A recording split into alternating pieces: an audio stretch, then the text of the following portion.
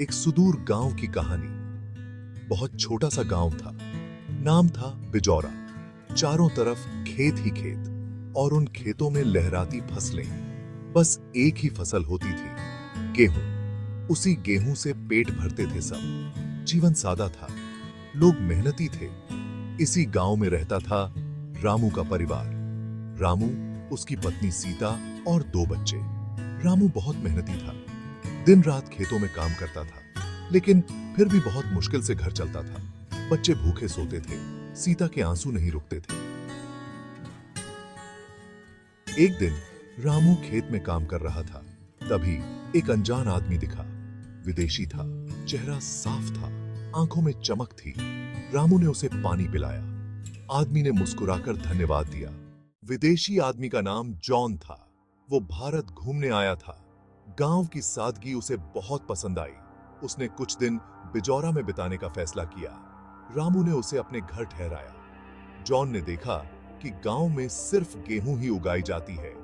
उसने रामू से पूछा, और कुछ क्यों नहीं उगाते? रामू ने बताया कि उन्हें और कुछ उगाना नहीं आता। जॉन ने कहा, मैं तुम्हें एक नया बीज देता हूं, इससे एक खास तरह की सब्जी उगेगी। रामू को यकीन नहीं हुआ, फिर भी उसने जॉन की बात मान ली। जॉन ने रामू को सब्जी उगाने का तरीका बताया। मिट्टी कैसे तैयार करनी है, पानी कैसे देना है, सब कुछ समझाया। रामू ध्यान से सुनता रहा। उसे उम्मीद की किरण दिखाई दे रही थी। रामू और सीता ने मिलकर खेत के एक छोटे से हिस्से में वो बीज बोए। दोनों को यकीन नहीं था कि कुछ होगा भी या नहीं। फिर भी उन्होंने पूरी मेहनत से पौधों की देखभाल की। कुछ हफ्तों बाद पौधों में फल लगने लगे। वो कोई आम सब्जी नहीं थी। उसका रंग, उसका आकार, सब कुछ अलग था। गांव के लोग देखने आते और ताज्जुब करते। धीरे धीरे वो अनोखी सब्जी पूरे गांव में मशहूर हो गई। उसका स्वाद लाजवाब था। लोग उसे कच्चा भी खाते और पकाकर भी। उसकी मांग बढ़ने लगी। रामू ने वो सब्जी शहर के बाजार में बेचनी शुरू कर दी। रामू की किस्मत बदल गई। अब उसके पास पैसे आने लगे थे। बच्चों को नए कपड़े मिले।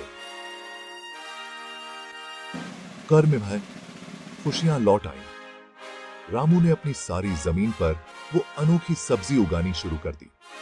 पूरा गांव रामू से प्रेरणा लेने लगा। सबने वो सब्जी उगानी शुरू कर दी। बिजौरा अब गेहूं का गांव नहीं रहा था। बिजौरा अब खुशहाल गांव बन गया था। लोगों के पास पैसे थे, बच्चे स्कूल जाने लगे थे। गांव में एक नया स्कूल खुला, अस्पताल बना, सड़कें बनी। बिजौरा की कहानी दूर दूर तक फैल गई। यह सब मुमकिन हुआ था एक अनोखे मेहमान और उसके दिए हुए एक छोटे से बीज की वजह से। लेकिन असली बदलाव आया था सोच में बदलाव से। रामू को अपनी मेहनत का फल मिला था। उसने कभी हार नहीं मानी थी। उसने नई सोच को अपनाया था। यही सीख बिजौरा ने भी सीखी थी। बिजौरा की कहानी हमें यही सिखाती है कि नई सोच नया रास्ता दिखाती है।